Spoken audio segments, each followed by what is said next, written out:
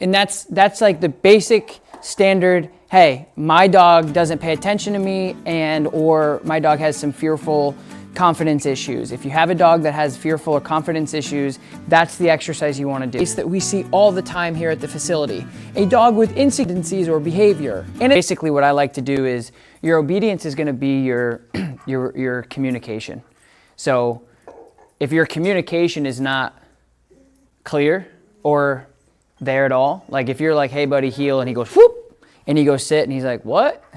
That's where we'll start. But I mean, if he's good with that stuff, then I know I can gauge where we're at. So why don't you just do like basic obedience with him? I just want to see like where your relationship is with him. I just got off the phone with the lady from Australia. If you're having behavioral problems, but you can't communicate,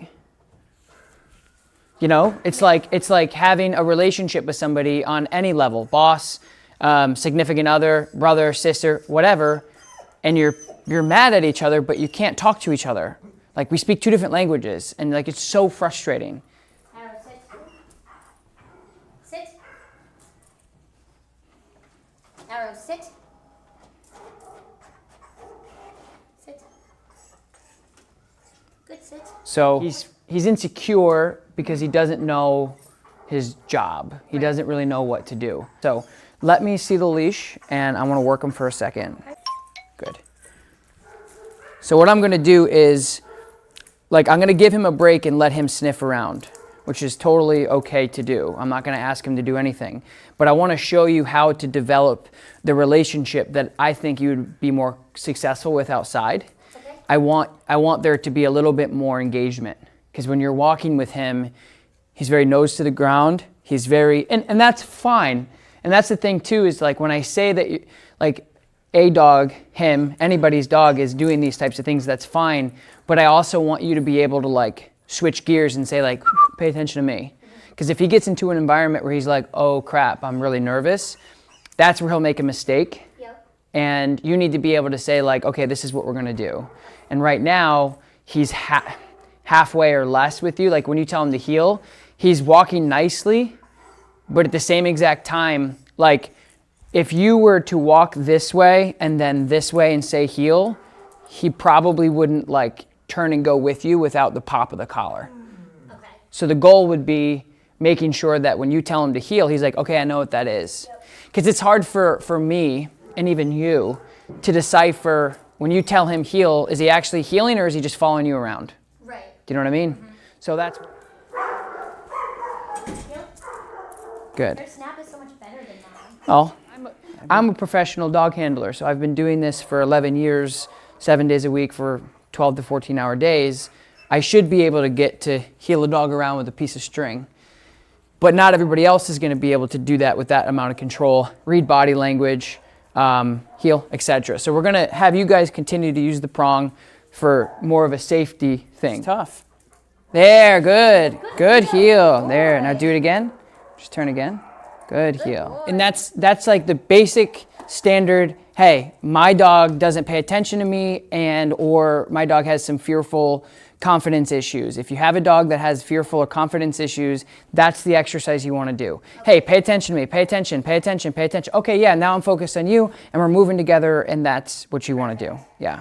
So I want you to do that again, but let me see him for 1 second. When he gets to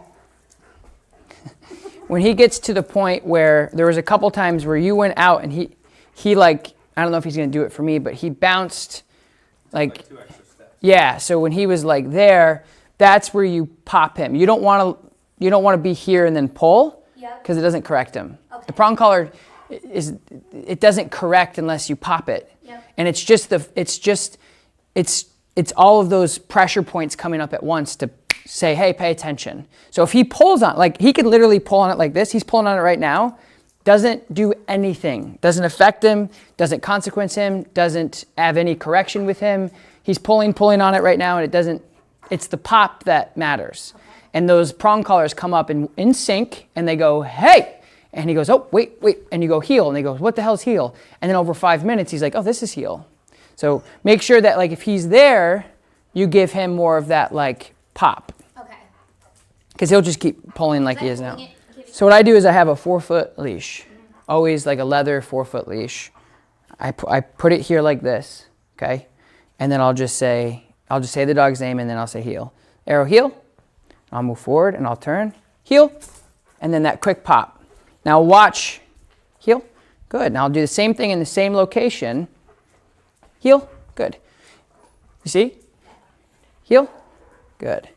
And now it's over. So I've taught him that when I turn, he's got to like really follow me. Heel. And that quick correction that you just saw, like, again, the prong collar is just intended to get the dog's attention faster. It's like if we had a horse and we didn't have head halties and things like that to get the horse, be able to put pressure on the horse where they want to escape it, it would be a nightmare. I mean, imagine putting something on a dog and not being able to say, like, I don't want you to move forward, or being on the back of a horse riding up a mountain, falling off, breaking your face open.